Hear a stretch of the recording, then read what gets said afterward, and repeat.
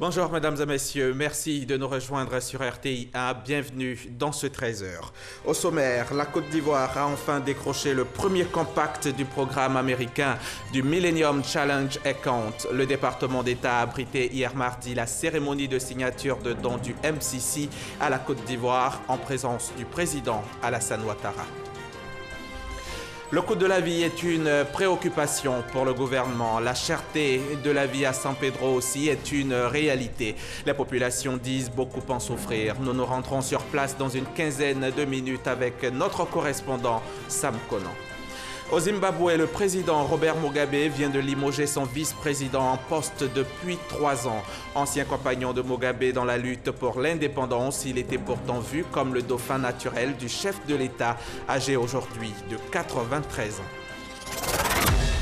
Le président Alassane Ouattara est depuis quelques jours aux États-Unis. Il a pris part hier mardi au département d'État américain à la cérémonie de signature de l'accord de don du gouvernement américain à la Côte d'Ivoire à travers le MCC, Millennium Challenge Corporation. Ce don, estimé à plus de 300 milliards de francs CFA, va servir à stimuler la croissance économique, à réduire la pauvreté en Côte d'Ivoire en favorisant la stabilité régionale et de nouvelles opportunités d'affaires. Jérôme Kofi Abolin est notre envoyé spécial sur place. Département d'État à Washington, aux États-Unis ce mardi.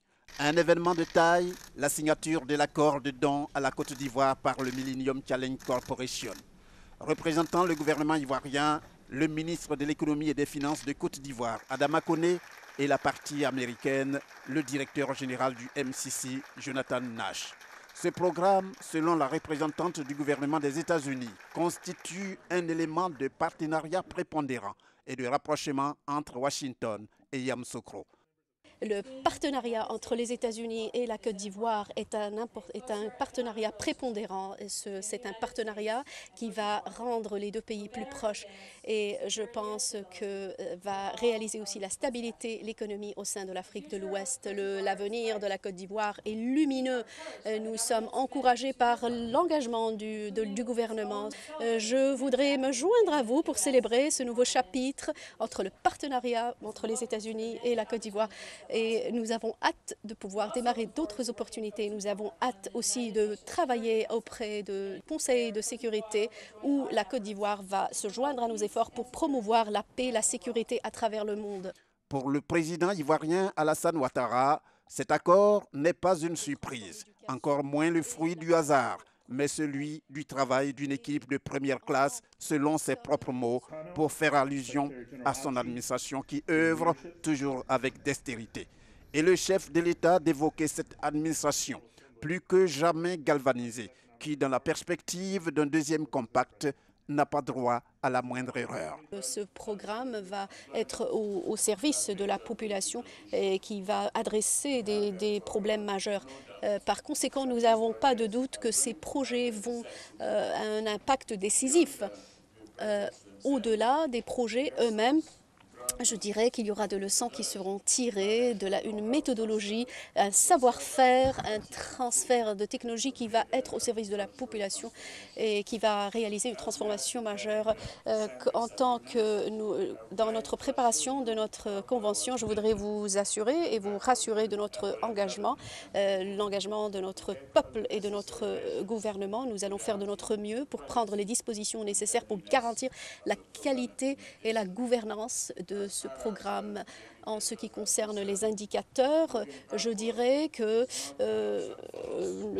revenir en arrière n'est pas une option pour nous. Notre mission est la suivante. Nous sommes déterminés de passer les 20 indicateurs à la fin du compact et de préparer le chemin. Nous sommes déterminés pour préparer le chemin à un deuxième compact.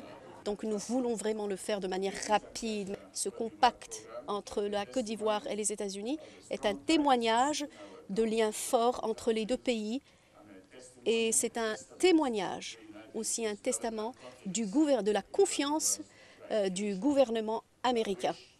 D'un montant de 315 milliards de francs CFA, ce don va permettre à la Côte d'Ivoire de diversifier son économie.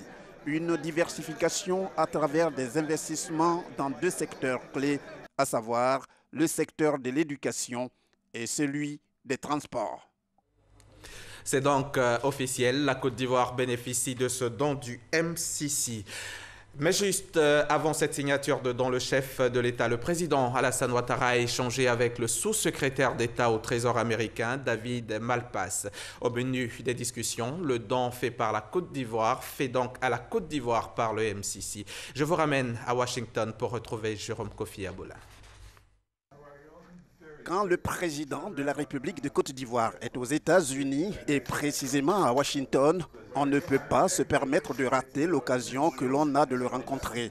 Ce sont les premiers mots du sous-secrétaire au Trésor américain à l'issue des échanges qu'il a eus ce lundi avec le chef de l'État ivoirien Alassane Ouattara à son hôtel dans la capitale politique des États-Unis. Pour David Malpass, c'est un grand privilège de rendre visite au président ivoirien et partager avec lui le bonheur de la Côte d'Ivoire après l'approbation de son programme compact par le Millennium Challenge Corporation. Nous avons félicité la Côte d'Ivoire, notamment le président, pour le don MCC. Nous avons également salué les réformes et la croissance rapide enregistrée en Côte d'Ivoire.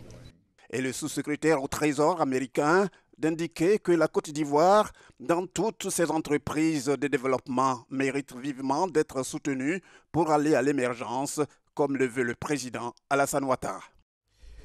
Ici en Côte d'Ivoire, le vice-président Daniel Kablan-Duncan, lui, a procédé hier à l'ouverture du Rassemblement mondial SAN 2017. Au-delà de ses soutiens traditionnels comme les partenaires au développement et la société civile, le mouvement mondial SAN, Scaling Up Nutrition, entendait renforcer la nutrition, plaide pour une implication plus accrue du secteur privé dans les efforts déployés par les pays pour soutenir la nutrition. La coordonnatrice du mouvement SAN a fait remarquer hier à l'ouverture qu'une bonne nutrition est essentielle à la réalisation de tous les objectifs de développement durable, invitant ainsi chaque pays à en faire une priorité. Alexis Ouedraogo y était avec toute son équipe. Une personne sur 9 souffre de faim dans le monde. Et dans les pays en développement, près de 13% de la population reste sous-alimentée. Sous-nutrition, mais aussi surnutrition avec l'obésité qui gagne du terrain. Une double problématique nutritionnelle se dégage.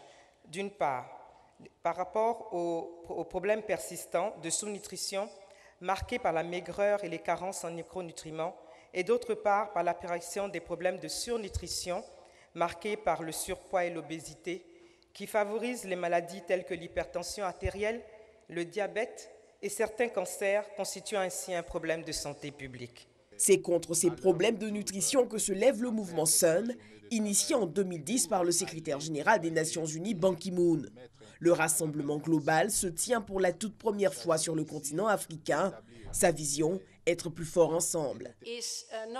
Nous savons tous que la nutrition est quelque chose qui ne relève d'un seul département. Il faut que tous les ministères travaillent ensemble. Il faut une appropriation au niveau des pays, un point focal du mouvement SAN au niveau le plus élevé, de sorte que le mouvement SAN ait le pouvoir de mobilisation au niveau du gouvernement et il faut les investissements nécessaires. Pour la coordonnatrice du mouvement, les actions conjuguées du secteur public-privé sont à renforcer, la nutrition étant l'un des piliers du développement durable. Un plaidoyer appuyé par le président de la BAD, par ailleurs lauréat du prix mondial pour l'alimentation 2017, Akin Adesina a dénoncé la faiblesse de l'investissement pour la nutrition.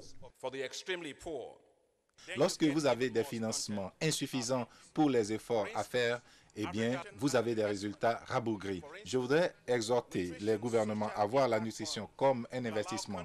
Daniel Kablan-Duncan, vice-président, a lui pour sa part dit sa fierté de voir la Côte d'Ivoire être creusée ces prochains jours des réflexions sur la nutrition.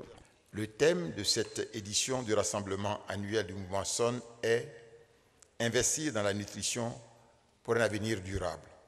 Je me félicite du choix de ce thème qui donne l'occasion de réfléchir ensemble sur une des contraintes majeures entravant la mise en œuvre des programmes et initiatives en faveur de la nutrition dans les pays en développement en général et en Afrique en particulier. Il s'agit bien sûr du financement. En effet, l'insuffisance du financement dans les secteurs clés, notamment dans la santé, l'agriculture, les ressources animales et halieutiques, l'éducation, la protection sociale, l'eau, l'hygiène et l'assainissement, limite notre capacité d'action dans le domaine de la nutrition. La réunion a été aussi le lieu de la présentation du dernier rapport mondial sur la nutrition. Il révèle que plus de 155 millions d'enfants restent en retard de croissance. Et organisé pour la première fois en Afrique, le rassemblement d'Abidjan réunit durant 3 jours 1 millier de participants de 80 nationalités. Deuxième jour d'audition du général Firmin Detoleto. La Cour pénale internationale entend depuis hier mardi le général à la retraite dans le cadre du procès pour crimes de guerre et crimes contre l'humanité visant l'ancien président Laurent Gbagbo. Après le général Philippe Mangou, c'est le deuxième haut cadre de l'armée à témoigner de son action au moment de la crise post-électorale de 2010-2011. Le général Detoleto n'a pas pu faire le déplacement à La Haye. C'est donc à travers une vidéoconférence que l'ancien responsable apporte son témoignage à la Cour. Outre la nutrition, le coût de la vie aussi est une préoccupation pour les autorités. Avec la cherté de la vie, les populations disent ne pas savoir où donner de la tête. À San Pedro, par exemple, selon notre correspondant sur place, il est aujourd'hui difficile de faire son marché avec le sourire, tant les marchandises sont hors de prix. Allons-y pour le constat. Un peu d'attiéké, des condiments et du poisson-thon, communément appelé garba. Tous les samedis, Jean-Paul vient dans ce garbatrum pour déguster ce plat qu'il affectionne. Ce rendez-vous, il l'honore depuis des années, malgré les prix qu'il trouve élevés au fil du temps. Ce matin, il vient de prendre un petit déjeuner. Ça m'a coûté 1000 francs. Bon, le poisson, on dit le poisson à 700 francs. Bon, à Abidjan, pratiquement, on peut avoir ça à 400, 500, on peut avoir ça. Plusieurs raisons justifient, selon la responsable des lieux, les prix appliqués dans ce restaurant. Le poisson, par exemple, vient d'Abidjan, explique-t-elle. On trouve ça au port de San Pedro, mais au fait, ce n'est pas la même qualité, plus ce n'est pas la même conservation. À San Pedro, le petit tas de piment à 50 francs, on peut te faire 5 piments à 50, comme 7 boules de piment à 50. Un tour au grand marché de San Pedro, le constat de la cherté des denrées alimentaires est vite fait, avec ces femmes qui disent sillonner ce grand marché sans trop savoir quoi acheter. Il y a pris quelque chose 25, il y a pris quelque chose 50 est devenu 500 au marché. On a acheté des graines. Bon, on voit que le prix a augmenté. Avant, la boîte était à 200, 250. Maintenant, c'est 350, 400. Maintenant, tu n'as pas 2000, tu ne peux pas faire le marché. Pour les commerçants, la cherté de la vie est relative. Tout n'est pas forcément cher sur le marché. Moi, ma banane est à Gigolo. Le sac, on me donne à 15 000. Le gros sac. Et je détaille, je place 200, 300, 500. Avant, on plaçait la banane à 1000 francs, les gens payent. Aujourd'hui, on place 500, c'est pas là, on ne peut pas payer. Les clients, eux, sont formels. Le marché est bien cher. En tout cas, le marché est très cher. Quand tu viens aujourd'hui, il y a un prix. Quand tu viens demain, il y a un autre prix. Donc, les gens se disent que c'est la route, comment on appelle, les dédouanements et tout ça. La cherté des denrées alimentaires, cet homme s'en est vite rendu compte. Il se fait désormais l'avocat des femmes. Souvent, quand on donne au moins peut-être 3 000 francs, madame, on dit que vraiment c'est trop, alors que vraiment le marché est beaucoup cher. À San Pedro, deuxième ville économique de la Côte d'Ivoire avec un port et plusieurs usines, en ce qui concerne la vie chère, clients et vendeurs ne partagent pas le même point de vue. Si les premiers soutiennent mordicus que les commerçants leur mènent la vie dure avec des prix toujours à la hausse, ces derniers s'en défendent. C'était un reportage de Sam Conan commenté par Hervé Blé. Parlons à présent santé. 2000, c'est le chiffre du jour. Elles sont 2000 femmes originaires de toutes les régions de Côte d'Ivoire à avoir été dépistées récemment des cancers du sein et du col de l'utérus.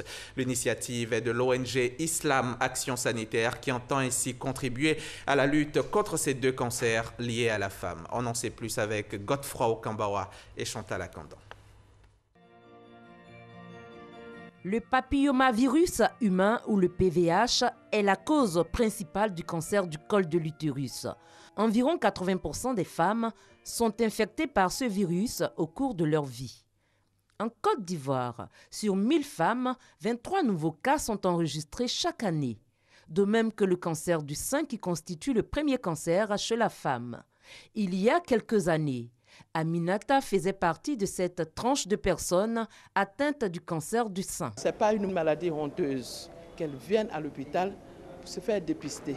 Parce que le cancer, c'est une maladie Quand c'est vite connu, on peut trouver une solution. Aujourd'hui, les cicatrices liées à cette maladie sont du passé pour Aminata, grâce au soutien du projet d'appui à la lutte contre les cancers de sein et du col de l'utérus.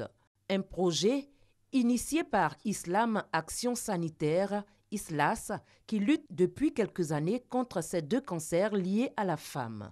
Aujourd'hui, l'heure est au bilan en vue d'évaluer ce projet. Ce projet, certes, est initié par des structures communautaires, mais qui ont bénéficié de l'appui des structures institutionnelles, notamment les services du ministère de la Santé et de l'Hygiène publique. Cela nous a permis, bien entendu, de déceler autour d'une soixantaine de cas d'anomalie au niveau donc, du sein, mais un peu plus de 150 cas au niveau du col de l'utérus.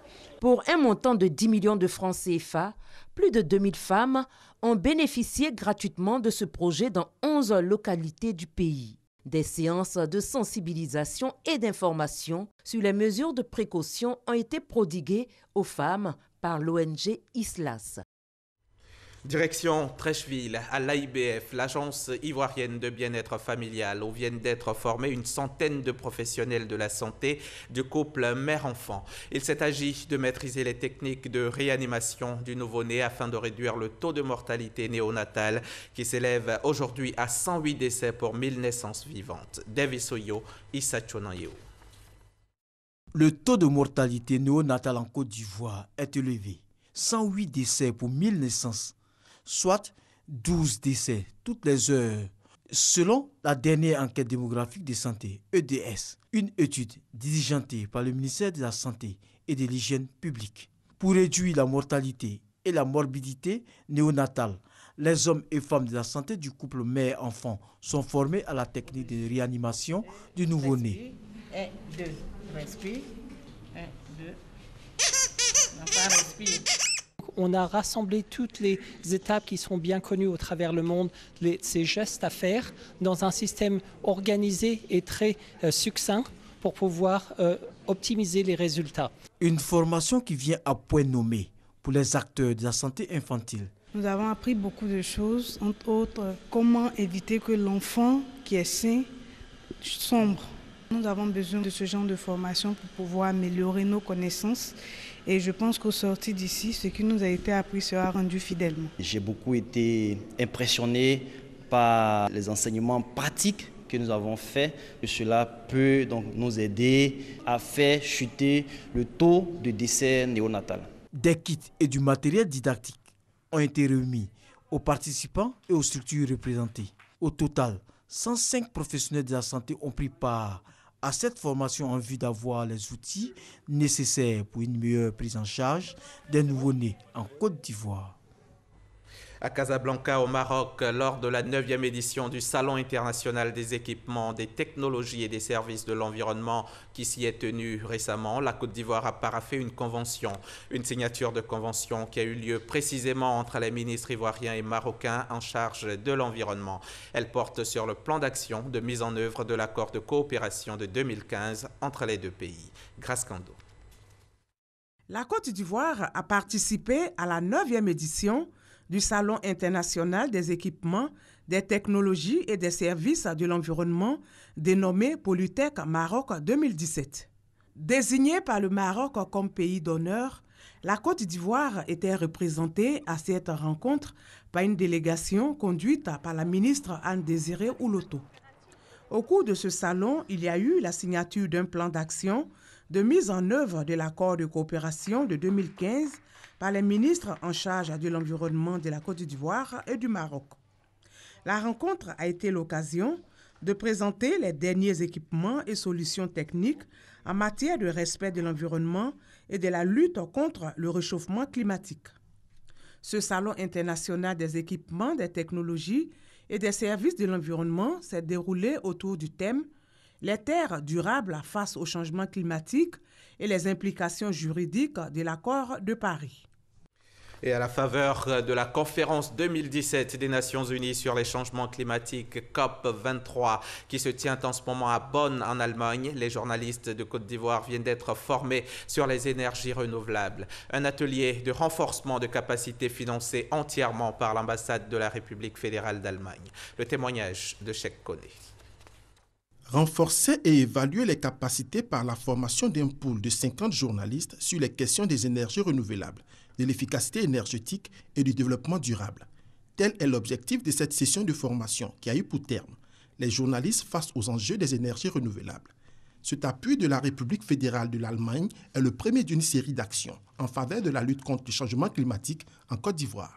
Faire écouter la voix de votre pays dans ce processus qui s'engage et aussi pour médiatiser, pour passer l'information à vos populations. Parce que je crois que ce secteur énergie renouvelable, ça offre des possibilités très importantes pour une amélioration de la condition de vie économique dans votre pays. Il faut saisir cette opportunité. Pendant 2 jours, ces journalistes ont été formés sur la définition de certains concepts, la réalisation de reportages et d'interviews sur les problématiques liées au développement durable, ainsi que les notions de base dans le jargon des énergies renouvelables.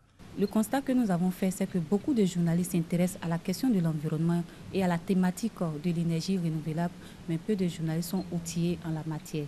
Nous sommes là pour apprendre, pour comprendre le langage des énergies renouvelables et puis essayer de vraiment dans nos activités, essayer de relayer cela. C'est pourquoi nous saluons ce moment qui tombe à pic de la COP 23 du 5 au 17 novembre prochain à Bonn, en Allemagne. Ces dernières années, le gouvernement ivoirien fait de la promotion de l'énergie renouvelable l'une des priorités de sa politique de développement. En 2015, à la COP 21 à Paris, la Côte d'Ivoire s'est engagée à réduire les émissions de gaz à effet de serre de 28% d'ici à 2030. Reportage signé Cheikh Koné. La fêtière nationale des exportateurs de cajou annonce que la 2e édition des Journées des exportateurs de cajou de Côte d'Ivoire se tiendra les 16 et 17 février prochains ici à Abidjan. L'objectif de ces journées est de favoriser la rencontre entre les opérateurs nationaux et internationaux de la commercialisation de la noix de cajou afin de mener des réflexions sur les défis relatifs à l'exportation de la noix de cajou ivoirienne. Un mot d'éducation dans ce journal et c'est à Guibérois que je vous amène. Guibérois dans le département de Gagnoa où plusieurs établissements scolaires viennent de bénéficier de kits informatiques. Un don fait par un fils de la localité qui a pour souci l'archivage des documents importants. Les précisions de Godefroy Kambawa et Chantal Akandan. Ordinateur portable, imprimante constitue le lot du matériel informatique mis à la disposition de 5 écoles de l'inspection primaire de Guibérois. Du fait de la mauvaise conservation des archives, il s'agit pour la donatrice de faire en sorte que les écoles de la localité puissent se doter d'une archive numérique. Merci Maman Pelou. Chez nous en BT, on dit ayoke, on bourreau, ipo, on dula, inike, on baoulé, mo. Pour ne citer que cela, merci, merci, merci. Aux enfants, comme l'a dit tout de suite, celle qui a parlé, elle a dit que j'étais un modèle. Alors je voudrais qu'elles aillent à l'école, qu'elles apprennent leurs leçons, parce qu'elles sont l'avenir de demain, pour que demain, vraiment, elles peuvent faire mieux que nous. Selon la donatrice, d'autres établissements scolaires de la localité devront bénéficier également, les jours à venir, du même don de matériel informatique pour une meilleure conservation des données. L'Abissa, la célèbre fête culturelle Nzima, édition 2017, c'est fini. Je vous fais revivre ce matin, le samedi de l'Abissa, une journée consacrée à la 2e sortie du roi d'Nzima Kotoko de Côte d'Ivoire. Bien avant cette étape, les Nzima ont rendu à un des leurs, Nyangui Daniel, le chef d'Nzima de Grand Bassam, un des leurs donc, un hommage vibrant. C'est ce que nous dit Victorien Angois. Il a un esprit de rassembleur. Il est d'une intégrité morale et intellectuelle, des qualités qui ont guidé le roi d'Nzima Kotoko de Côte d'Ivoire a porté son choix sur Nyangui Daniel. Le chef d'Nzima de Grand Laou a été honoré par l'ensemble de la communauté à l'occasion de la journée du samedi consacrée à la 2e sortie du roi. Mvavile et enfant Ezoïlé, Nyani Daniel a une riche carrière professionnelle à défendre. Ses collègues et amis pétroliers étaient là pour le soutenir. Un grand homme issu du peuple Zima, diront les chansonniers de Grand Bassam et d'Azureti, et au récipiendaire de s'engager, a mérité la confiance placée en lui. Nyani Daniel et son épouse offriront la somme d'1 million de francs au roi, 500 000 francs à la reine-mère, 300 000 francs aux chefs et notables et 200 000 francs au groupe de danse. La cérémonie d'hommage sera suivie par la sortie du roi dans l'après-midi. Parade de Sa Majesté sous le regard bienveillant des commiens ou guérisseuses. Les différents groupes de danse vont exécuter les 3 rythmes de la Bissa en présence du roi.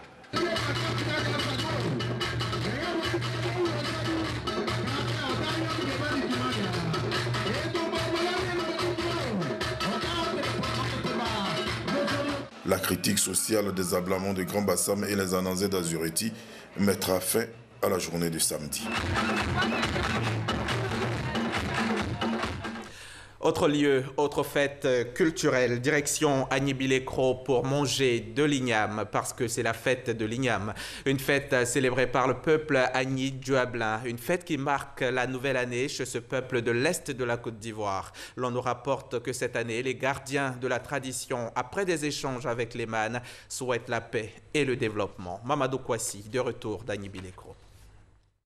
Une parade des différents chefs de cour dans les rues du village de Tangulan, sous-préfecture du département d'Agny-Bilekro. Ces 6 chefs de cour sont conduits par Nana Atta Brendou III ou encore Pascal Kokou Abina à l'état civil. Ils sont dévancés par les Komians, ces traîtresses traditionnelles pour chasser les mauvais esprits et appeler le bonheur et la paix pour le peuple ivoirien. Des rituels suivis d'échanges avec les mânes.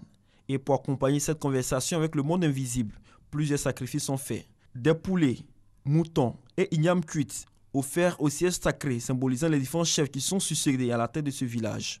Nous sommes à la célébration de la fête de l'igname, marquant la nouvelle année chez le peuple Agny-Duablin. Nous devons absolument perpétuer notre culture, parce que, comme a dit un poète, un peuple sans culture, c'est un peuple qui est voué à l'échec et qui n'a pas d'avenir. Pour cette édition, le village de Tangulan a voulu la fête plus attractive, avec la participation de plusieurs groupes de danse de terroir et des autres communautés pour renforcer la cohésion entre ces différentes populations. Le chef de village de Tangulan, Nana Roger Krangioré, a invité son peuple à l'union et à la solidarité. Pour l'amitié de développement de Tangulan, cette fête doit être un socle de développement de leur sous-préfecture. Cette fête de l'igname permet à tout jeune de savoir ce que ses parents ont vécu. Je pourrais même aller plus loin pour dire de savoir, de connaître son existence.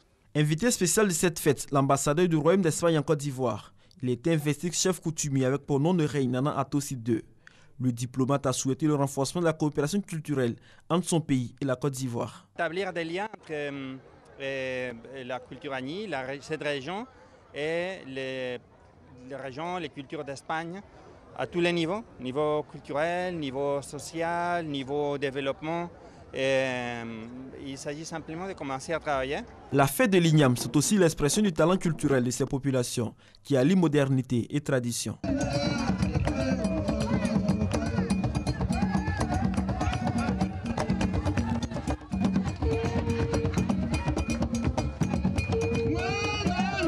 Avant le village de Tangulan, la cour royale à Agny-Bilekro a célébré la fête de l'igname en présence de tous les chefs de village et de la reine-mère. Moment pour implorer les mânes pour la paix et le développement de la Côte d'Ivoire. Au Mali, 17 militaires, dont de hauts gradés, ont annoncé être en grève de la faim afin de demander à être jugés dans l'affaire de l'assassinat en 2013 de 21 bérets rouges retrouvés dans un charnier près de Bamako. Tous sont inculpés d'assassinat et de complicité d'assassinat. Amadou Haya Sanogo, le chef de l'ex-junte militaire malienne en 2012 et 2013, fait partie des inculpés. Chamboulement ce lundi au Zimbabwe. Le président Robert Mugabe a pris tout le monde par surprise en limogeant son vice-président Emerson Mnangagwa. En poste depuis 3 ans, cet ancien compagnon de Mugabe dans la lutte pour l'indépendance était pourtant vu comme le dauphin naturel du chef de l'État, âgé de 93 ans. Mais Emerson Mnangagwa a été limogé officiellement pour manque de respect, manque de loyauté et malhonnêteté. Et puis football pour refermer ce journal. Le seul ticket du groupe C des éliminatoires du Mondial 2018 se joue entre Ivoiriens et Marocains. La Côte d'Ivoire et le Maroc s'affrontent samedi 11 novembre lors de la dernière journée des éliminatoires de la Coupe du Monde 2018 de la zone Afrique. Un choc décisif dans la course pour la Russie 2018. L'ambiance promet donc d'être bouillante pour cette rencontre décisive.